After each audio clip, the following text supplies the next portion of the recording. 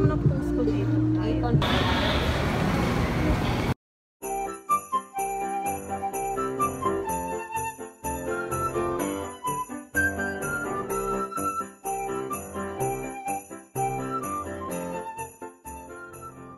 Good morning everyone! This is Pal Ann here and welcome to our Vlogmas number 7. Hindi kasi ako sure kung anong gagawin ko today, so nag-open na lang ako ng vlog. And yeah, kakatapos ko lang maligo. Ayan, kung nakikita nyo, meron akong malaking pimple dito sa ilong na namumula-mula pa, nakakainis. Kung kailan ako magpapa-photoshoot, meron tayong malaking pimple sa ilong. Pero wala naman tayong magagawa dyan. So, photoshoot ko, hindi ko pa ma-schedule. Kasi isasama ko si Sisi and wala siyang definite na available na time para sumama sa akin. So, naghihintay kami ng rest day ng aking brother-in-law para makaalis siya ng bahay. Because you know, meron akong dalawang pamangkin na maliit na hindi pwedeng basta iwanan. Laging parang nag-aabang lang kami like kung walang pasok yung brother-in-law ko, makakaalis kami. And yung pasok naman ng brother-in-law ko, wala siyang exact na araw ng rest day. So, kung mag-rest day siya today, ngayon lang din sasabihin sa kanya. So, talagang alanganin yung paghihintay. Laging parang nagpe-prepare lang kami everyday na if ever walang pasok si brother-in-law, makakapagpa-photoshoot tayo bukas ganun. So, we've been waiting. Dapat kahapon or today, supposed to be, pero may pasok pa rin si brother-in-law kaya hindi kami makaalis. So, hindi ko rin talaga mabook yung photoshoot. So, dapat yun by booking. So, ang gagawin na lang is, by chances na lang mag-walk-in na lang kami and titignan ko if ever mag-rest day yung brother-in-law ko kung meron kaming makuhang slot for that day. Hopefully. And one of this day nga, magpapa-photoshoot ako and ganito yung ilong ko. Hindi ko alam kung kaya tong i-cover ng makeup and hindi naman dapat lagyan ng makeup yung ganito. Pag ganyang may pimple ako, hindi muna ako nag-skincare. Ito nga pala yung acne patch na ginagamit ko. So, sa Shopee ko to nakuha. Actually, this is a pre-sample. Pinadala sa akin to. One of the perks of being an affiliate marketer, pwede kang makakuha ng mga pre-samples. Papadala nila sa'yo.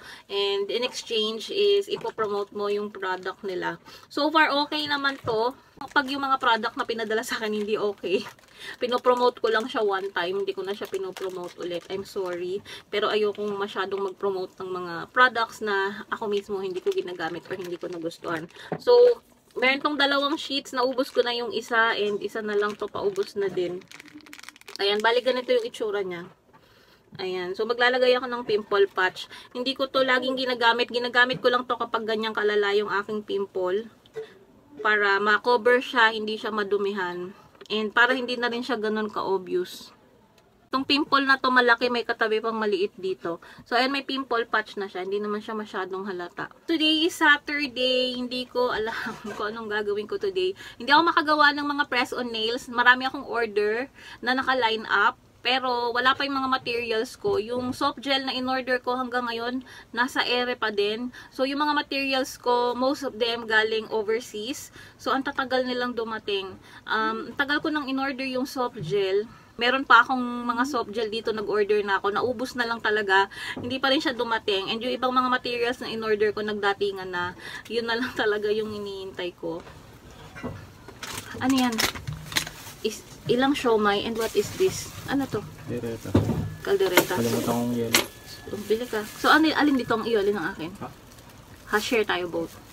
Okay, sige. Bili na lang ako ng lutong ulam sa anak ko kasi anong oras na. So, yun. Hindi pa ako nakagawa ng mga press-on nails kasi hinihintay ko yung ibang mga materials natin. Pero guys, available pa rin. Pwede kayong mag-order ha and ila-line up na lang natin. Gagawin ko na lang agad-agad as soon as dumating yung mga materials natin. So, pwede kayong mag-order. May mga design ako na nakapost pero pwede din kayong magpa-custom ng design na gusto nyo as long as may materials ako and kaya kong gawin. So, I'm a newbie.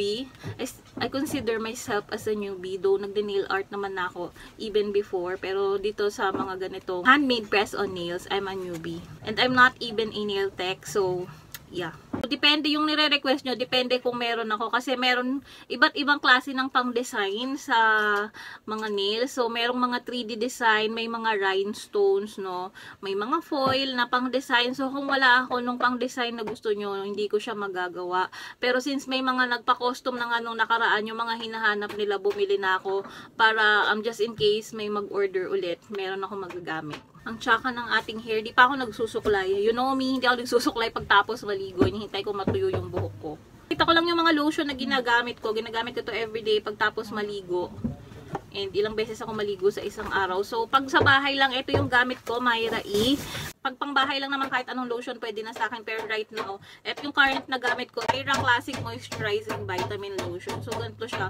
Mura lang to, nasa 70 pesos lang yata to. Ganito kaliit, kasi ano lang to, ilang ml lang to. Pag sa bahay lang, ito yung gamit ko. Pag aalis ako, I'm still using the My Dream Skin. This one is the Arbutin Niacinamide. And etong orange is Kojic plus Niacinamide. Meron silang SPF 30. So, kapag lumalabas ako, ito yung ginagamit ko. Hi guys, it's now 3:01 PM. Ang tsaka ko. So, look at my nails. Nagkabit ako ng press-on nails. Ito yung mga tinitinda kong handmade press-on nails. And, look at that. Etong ganito, 150 pesos kasi may rhinestone siya. Merong cat eye gel. Anyways, 3:01 na nga. Sabi ko kanina, hindi natuloy yung aming pa-photoshoot today kasi nga may pasok si brother-in-law. Pero today is Saturday, walang pasok yung mga bata. So, nandyan yung panganay ng kapatid ko, si Sak. And we've been telling him na rin naman na baka pwedeng bantayan yung mga bata magpapa-photoshoot kami. Kaso nga may pasok. And nandito rin yung anak ko. Because it's Saturday, wala silang pasok sa school. So, napakiusapan namin sila na magbantay saglit sa mga bata. Tatakas lang kami saglit ni Sisi para magpa-photoshoot. Anyway, it's just 30 minutes. Though, syempre, may biyahe pa, ganun. Maximum 2 hours kaming mawawala saglit. So, mga 2 hours silang magbabantay ng mga bata. Kapag pabook nga ako today, fully book sila ngayon, yung studio. Pero, naisingit naman nila ako. So, ang time namin is 5:30 PM. But, we have to be on time kasi nga, fully book sila. And, maapektuhan yung mga susunod na schedule kung malilate kami. Mag-aayos na ako para makaalis kami ng mga 4:30. At least 5 PM nandun na kami. At least maaga kami, diba? Last year, yung photoshoot ko sa Captured Muntinlupa, sa may Tunasan yun. And nung nag-birthday si Sisi, sa ano naman kami, The Camera Craft. Dito lang yan sa may Putatan. So, today sa ibang studio naman ako pupunta para iba-iba naman yung mga self-photo studio na ma-review ko sa inyo. So, abangan nyo mamaya kung saan kami pupunta. Mag-aayos lang muna ako and babalik ako later. Eto nga, around 4:30 PM, paalis na kami ni Sisi. For my birthday photoshoot nga this year, dito kami sa may South Park nagpunta. And dito kami magpo-photoshoot sa Pixel Lab. So sa next vlog ko ipapakita yung buong photoshoot namin. Kung magkano magpa-photoshoot dito. And kung kamusta yung experience namin dito. So yun na lang muna for now. Bye! See you tomorrow! Please do subscribe if you haven't already. And thank you for watching!